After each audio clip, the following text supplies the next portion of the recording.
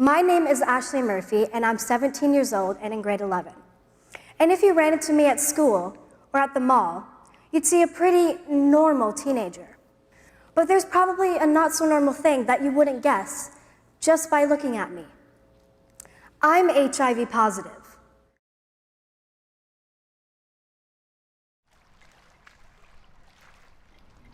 I'm 20 years old. I'm from Ajax, Ontario, and I think one of the biggest things in my life is that I was born with HIV.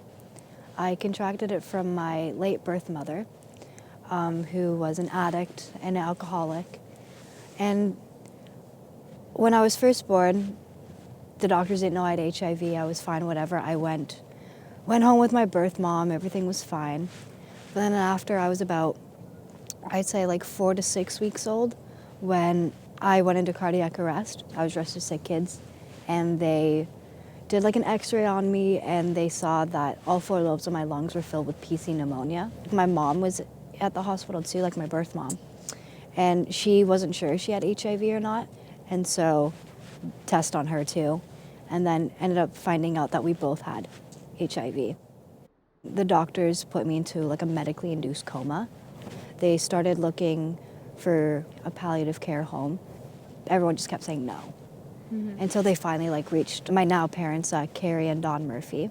My mom knew the severity of my condition, and she knew what I had, but without even really thinking about it, she just kind of said yes.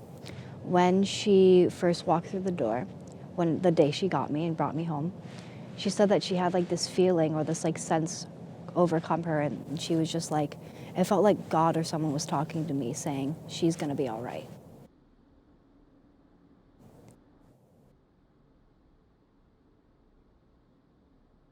It was a lot growing up, I found, and it wasn't even from my peers, my friends or anything like that. The teachers and stuff, and some of the parents especially, they had a big problem with it. I didn't realize that there was a big issue about being HIV positive. I was just it's just a thing that I have. It's whatever. So I was so open to telling a lot of people, but then that's when the discrimination happened. My neighbors, they had kids, and I wasn't allowed to play with them, or so much so as go onto their lawn or anything. And even nowadays, I don't see it a lot up front. A lot of it is on social media. Yeah. I've had people just direct message me on Twitter and just be wow, you have HIV, that's gross and stuff like that.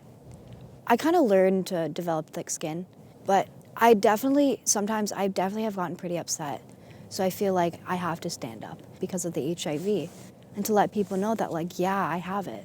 So what? I was born with it.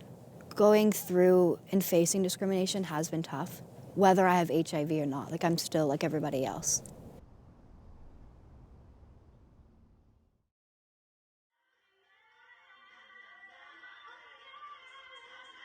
I started to understand what it was, but I was also really scared.